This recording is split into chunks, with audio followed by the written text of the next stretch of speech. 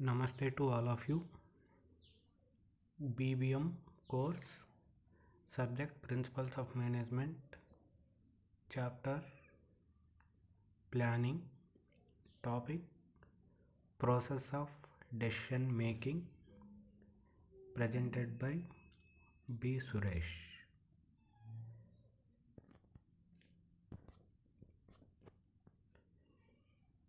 In the previous episode, we discussed about the meaning and definition of decision making. In the today's session, we will be discussing about the process of decision making. Decision making is choosing the best alternative among the many alternatives. So to choose best among the many alternatives, there are number of steps. Those steps will be called as a process of decision making. The steps are as follows: defining or identifying of problems. Second step, analyzing of problems. Third, developing course of action. Fourth, evaluation and selection of best alternative. Fifth, implementation of best alternative. Sixth, follow up decision. So these are the 6 steps which are involved in the decision making process. So let us discuss in detail about the each step. The first step in decision making process is defining or identifying the problems. Decisions will be taken whenever there is a problem. So the first step in decision making is finding out what really is the problem. We need to find out the problem, then only we can make the decision. It is also called diagnosing the problem or identifying the problem. If the problem is not correctly diagnosed, efforts made to solve it will no use. If the problem is not identified correctly, then whatever the efforts has been made, those will be wasteful one. So in order to solve the problem, in order to take the decision, we need to correctly identify the problems. Suppose if the sales are declining, the management may think that the problem is one of the increasing cost. Sales are declining because of the increasing cost. Here the problem is declining of the sales, but management is assuming that because of the increase in the cost, the sales are decreased.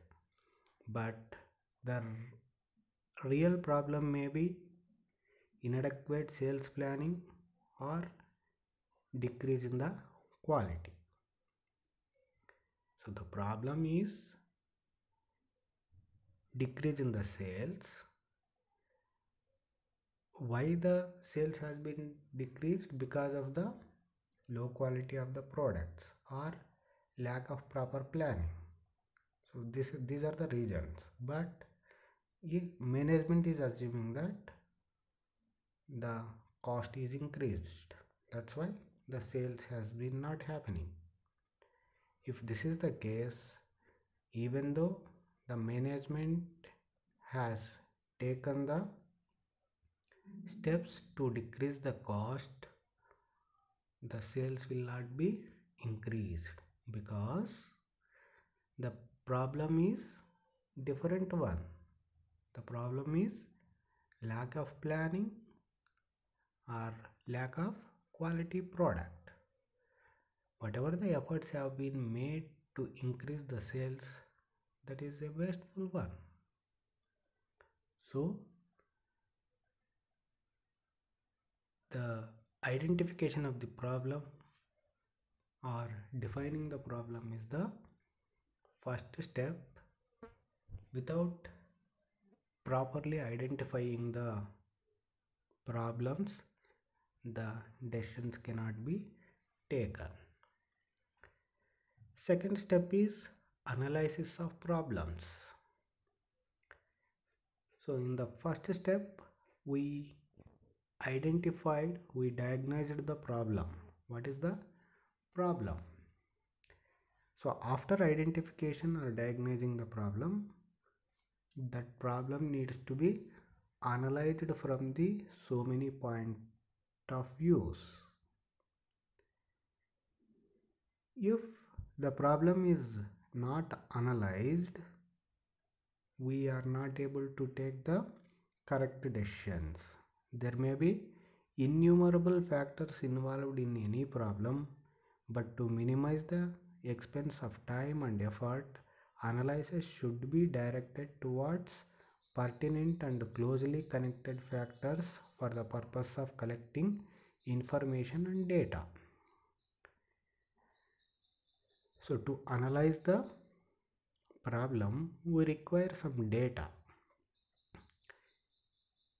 So there may be a number of factors which will be affecting the problem, but by taking the time into consideration and efforts into consideration, we need to choose only the important factors into consideration, and relating to those factors we need to collect the information. After collecting the information, the problem needs to be analyzed. So from the collected data and information, the management should separate the facts. What are the facts? What are the beliefs? What are the opinions? So there may be a facts, there may be a opinions, there may be a beliefs. So those should be separated, segregated. The decision should be taken mainly on facts, but not the opinions and beliefs. So this is the second step of decision making process, that is analyzing the problem. The third step is developing course of actions or alternatives. Identification of the problem and analyzing the problem. Now, in order to solve that problem, what needs to be done? That is the third step, developing the courses of action.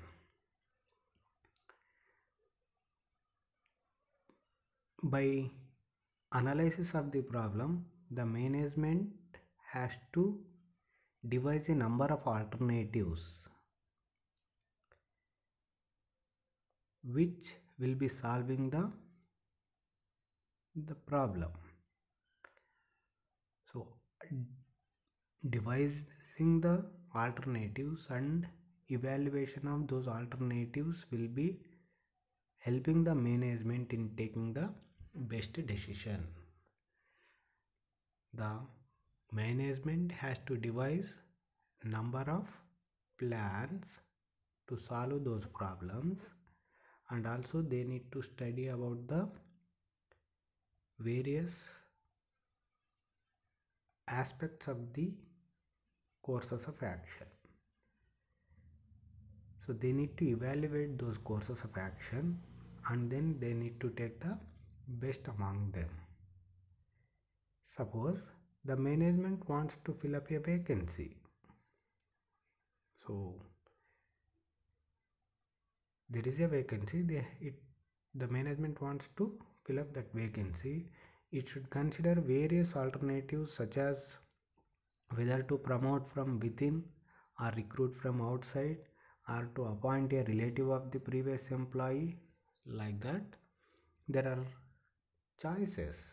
If there is a vacancy in the organization, whether that vacancy has to be filled up by a promotion, that means the existing employees may be promoted to that position, or a new person may be recruited from outsiders, so or an employees relation may be appointed.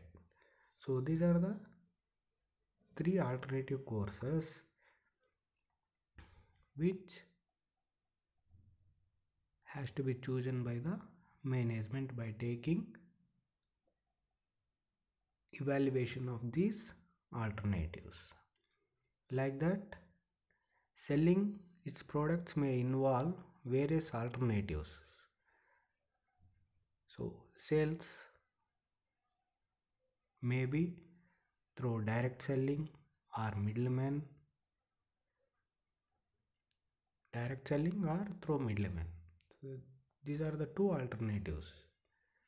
One may be chosen by the organization, or both may be chosen by the organization depending upon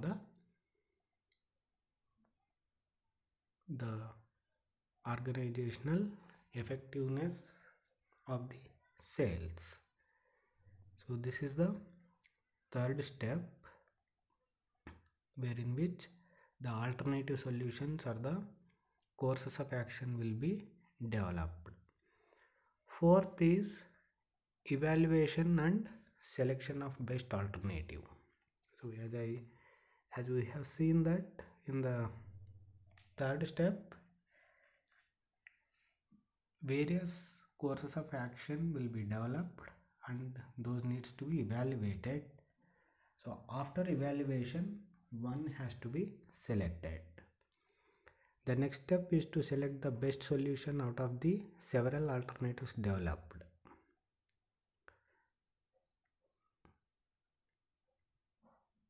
After developing the many number of alternatives, they need to choose one among them.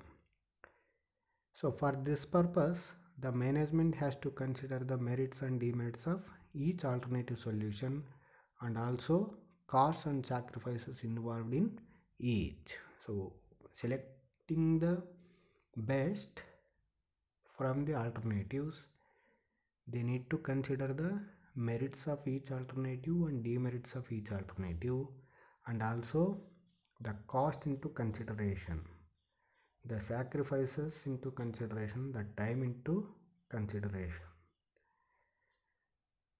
Some criteria for selecting the best solution are the economy of effort, degree of risk, time required for the implementation, practicability. So all these needs to be taken while choosing the best alternative. From the various viewpoints, they need to analyze, they need to make the evaluation of the best alternatives, then they have to choose the best one. Generally, sound knowledge and practical experiences of the executives will help him to select the best solution. So to take the best solution or the best course of action, the decision maker should have various experience and also knowledge. Then only he can choose the best alternative. That is the fourth step. Fifth step, implementation of the best alternative. So in the fourth step of the decision making, they have chosen the best solution or the best decision. Now the management has to take the steps to translate or to implement the decision into action. So whatever the decision has been taken, that needs to be implemented. So while implementing the decisions, there may be chances of rejection by the employees. So considering them into their cooperation, the decision has to be implemented. In order to avoid the opposition from the employees in implementing the decision, it is desirable that the employees should be associated with the decision making process. So before implementing the decision needs to be taken by the help of the employees. So if the decision has not been conveyed to them, then there will be opposition. That should not be happen. If the employees are opposite to the decision, then it cannot be implemented successfully. That's why while making the decision, their views, their opinions has to be taken into consideration. Then only the implementing process will be easier one. So the best alternative has to be implemented. That is called decision has to be converted into action. The sixth step, follow up the decision. So after implementing the decision needs to be follow up. It is possible that decision taken by a manager may not be correct one. Sometimes the decision may be correct or may not be correct. Whether that decision is successful or not, or what are the problems are faced by the employees while implementing, all needs to be taken into consideration. The manager, while translating the decision into action, should introduce a system of follow-up. So while implementing the plan, he should tell the employees or the other persons if they have any problems faced by implementing the decision, that needs to be communicated to him, or whatever may be the form, whatever the problems or whatever the doubts, if they have, they need to be consulted. This will be helpful for safeguarding against the incorrect decision. If the decision is incorrect, if it is affecting any of the employees or any of the organization, that will be taken care in the follow up in the decision. So these are the various steps in the decision making process. So to take the best alternative or best decision, these are the steps which should be followed. The steps are as follows. First one is the identifying the problem, second one is the analyzing the problem, third one is the developing the alternatives, fourth one is selection of the best solution, fifth one is the implementation, sixth one is the follow-upping the decision.